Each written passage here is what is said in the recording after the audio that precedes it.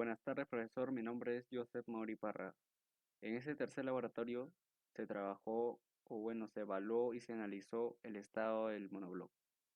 El monobloc, como sabemos, es un componente importante del motor.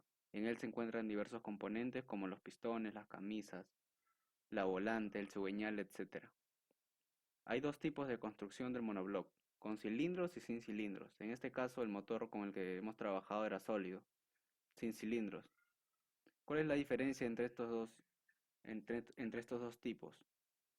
Los que no tienen cilindros y presentan desgaste, el monobloc ya debe ser desechado. En cambio, cuando tienen cilindros o camisas húmedas o secas, cuando tienen camisas húmedas, estas se pueden reemplazar fácilmente. Pero cuando las camisas son secas, estas acá vienen prensadas y tienen que ser rectificadas. Esta rectificación se le conoce como super. En primer lugar, se hizo el llenado del ATS para identificar peligros y controles en el presente laboratorio. Se sabe que el monobloc sella la cámara inferior de la combustión. Si es que la culata se encuentra pandeada, es muy posible que el monobloc también lo esté. Es por eso importante revisar la planitud con una regla de pelo y un calibrador de laminillas. Al hacer las mediciones, se utilizó el calibrador con la laminilla de 0.05 milímetros, determinando que la planitud está dentro del rango de las especificaciones técnicas del fabricante. Ovalicidad y conicidad. Estos tipos de desgastes se dan cuando el pistón se desplaza por el movimiento del cigüeñal. Al producirse ese movimiento se genera un desgaste en el cilindro.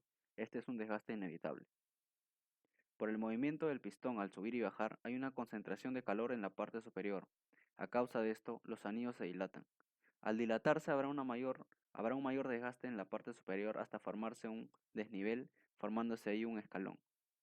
Para esta prueba de ovalicidad y conicidad, utilizamos un alexómetro y se hicieron medidas en distintas posiciones, axial y longitudinalmente al cigüeñal. Estas medidas se hicieron en distintos puntos del cilindro, ¿no? Y las medidas deben ser iguales tanto longitudinal y axialmente, de lo contrario habrá ovalicidad y conicidad. Se mide la ovalicidad perpendicularmente al cigüeñal y la conicidad longitudinalmente. En el siguiente cuadro se muestran los resultados de los diámetros medidos en distintas posiciones y se determinó que, que las medidas son correctas y están dentro del rango especificado por el fabricante. Para el cálculo de la cilindrada total, se necesitaron calcular ciertos volúmenes experimentalmente.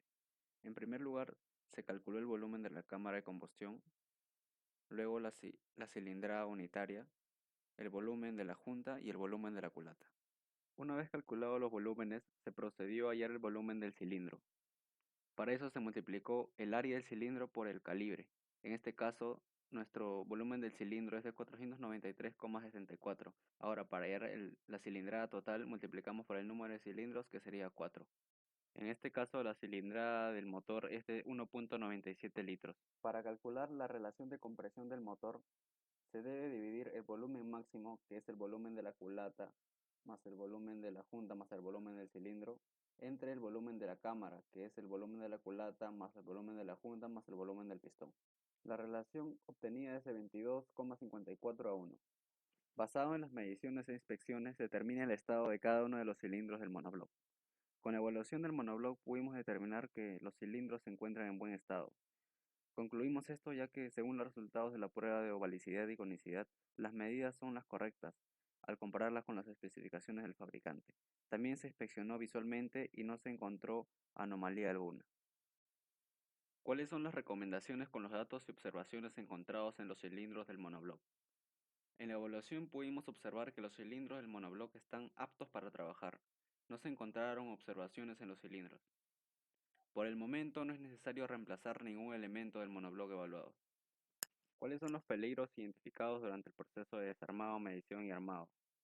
Bien, al momento del desarmar, golpes y caídas, cortes al momento de medir, al momento de armar, golpes y caídas y algunas recomendaciones usar los CBPs en todo momento.